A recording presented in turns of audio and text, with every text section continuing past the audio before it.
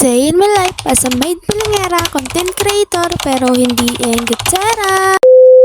For today's video, kaninang umaga nga ate nag-walking na nga rin pala dyan sila pangit. At ako naman, bumangon na rin nga pala ako dyan para naman makapag-asikaso na rin ako nung magluluto ng almusal namin. Pero bago ngayon ate, maghihilamos nga muna pala ako nitong sabon. Ito ngayon, trending na sabon dito sa TikTok. Ito lang naman yung sabon na Yoglo Base Soap na mayroon 10 times power whitening at micropeeling. At kung gusto nyo nga rin itong sabon na to, ay classify ko na nga lang yung video nito at lalagay ko na nga lang din yung link dyan sa comment section. O siya ate maghilamos na nga muna pala ako dyan. Pagkagising ko nga sa umaga ate maghihilamos nga ako dyan ng Yoglo Babe na sabon. At fast forward nga ta dyan mga kapangit, kinatangalian nga ni Ataya, nagsalang na rin nga pala ako dyan ng sinaing. At mga alas 12 na nga sa mga oras na yan kung hindi nga ni ako nagkakamali. At magluluto na rin nga pala ako dyan ng aming ulam, sinigang na baboy nga pala ang lulutuin ko dyan. Nagpainit nga lang pala ako dyan ng pressure cooker tapos ilagyan ko din nga ng mantika. Pagkainit nga ng mantika nga ataya, nilagay ko na rin nga pala dyan luya at ginisa-gisa ko nga muna pala yan. At imekos-mekos nga muna pala natin yan tapos isunod na rin nga pala natin dyan yung sibuyas. At imekos-mekos nga din muna pala natin dyan. Pag okay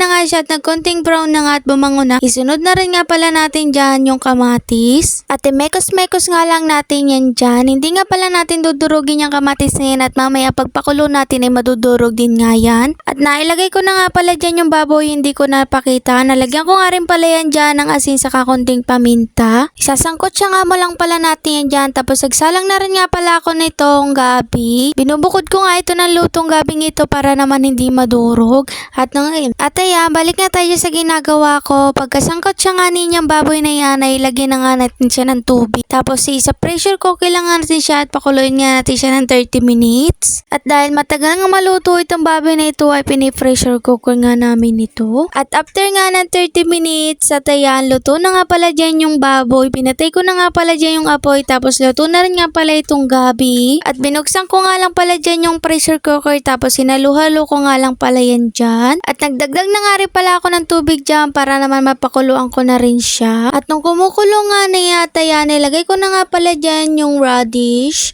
At sinunod ko na rin nga pala dyan yung tangkay ng kangkong, hindi ko na nga lang napakita. At tinaluhalo ko nga lang pala siya ulit dyan. Tapos pakukuluin nga pala natin dyan bago natin isunod yung ibang gulay. At habang nag-iitit nga ako nito ay natatakam na naman nga ni ako sa sinigang. Masarap kasi sa sinigang yung maasim na may asim kilig. Hala, hindi kayo.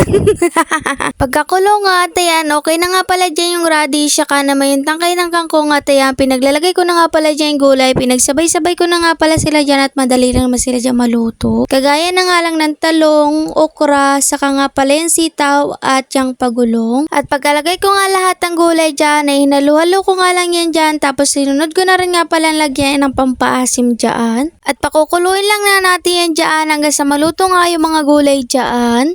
At pakukuluin lang nga natin dyan hanggang sa lumambot nga yung mga gulay. At ito, binukudan ko na rin nga pala dyan si Kuya Besong kasi nga gusto niya yung maasim na maasim. Kami naman konting asim nga lang dyan. At dahil luto na nga yung mga gulay dyan at yan, isunod natin nga pala natin dyan yung dahon ng kangkong. At tatakpan nga natin ito ulit dyan. Tapos pakukuluin nga lang natin ng 5 minutes at okay na nga niyaan.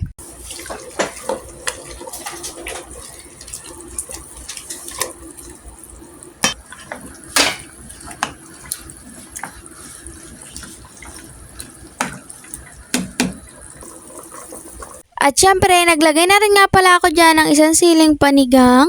At iintay na nga lang natin yung maluto. At mapapasawi ka na nga lang talaga na okay na to. Pagkaluto nga dyan ang ulam namin at ayan, nag-ready na rin nga pala si Pangit dyan sa lamisa. At ito nga pala at na-serve ko na rin nga, masasabi ko na lang kain tayo. At hanggang dito na nga lang for today's video. Thanks for watching and God bless.